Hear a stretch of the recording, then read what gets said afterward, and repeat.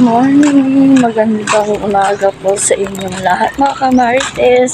Walking kami. Ito, Thursday ngayon. Nandito kami sa lugar namin. Nag-walk. Pagod na ako. Nagpawisan na ako.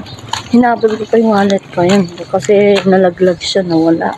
Iniwag ng Bebe Ocean ko doon kay tito niya. Ocean! Ocean! Ay! Okay, bye-bye po. Later na lang. Mag-aalmusal kami. Kami sa La Grande. Ocean. Ocean. Ocean.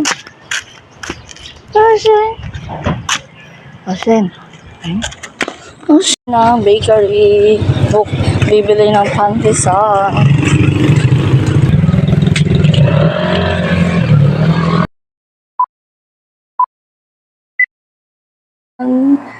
Yakult ni Aussie. Galing mo. Oo, arte-arte sa kamay.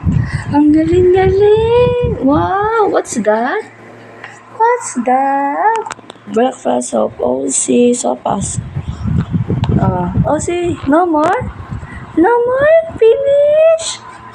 Finish? Ay, no more na. You want more? You want more?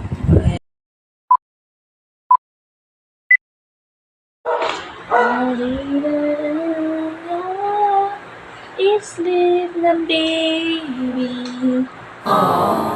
Ocean, sleep handsome.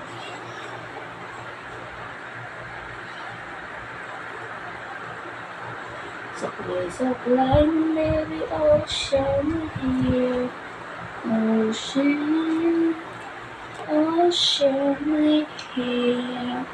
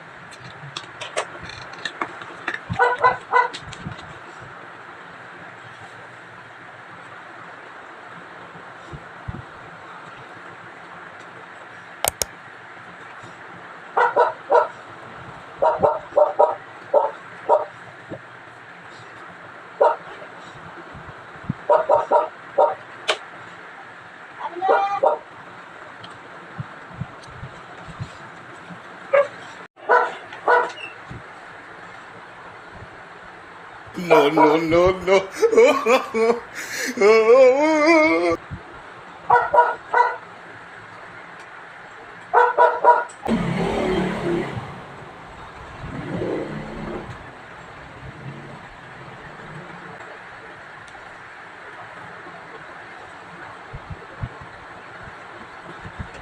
Yun.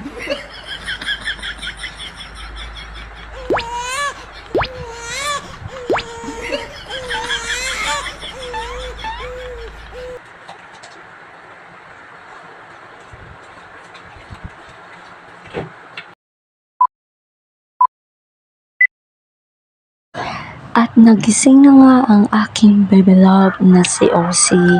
Ayan, nagliligpit kami ng grocery ni mama. And then, ginugulo niya kami. Nanggugulo siya ng kulit. Ang cute. Habang ako ay kumakain. After ko kumain, ayan, tinulungan ko si mother ko.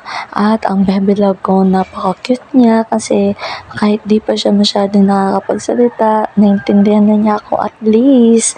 Niya, talino kasi nauutusan mo na siya. Ayan, nabibitbit niya yung isang malaking bote at yung mga babasagin, di ba? Napakalakas ng baby love ko na yun. 1 taon lang yan, pero tingnan yung lakas. Pagod na nga siya dyan, kaya nga napaupo siya dyan. Di ba? Wow, 19 months old. Napaka-smart at strong. Yes. Yan, patapos na nga kami dyan. Last na yan, natatawa kami dyan kasi nga napagod na siya. Tingnan niyo naman mukha niya, kawawa naman yan. Pinagod naman yung bebe love ko na yan. At least, diba, nakaka-proud kasi marunong na siyang utusan. Marunong na siya makinig. Ha ha ha. Thank you for watching.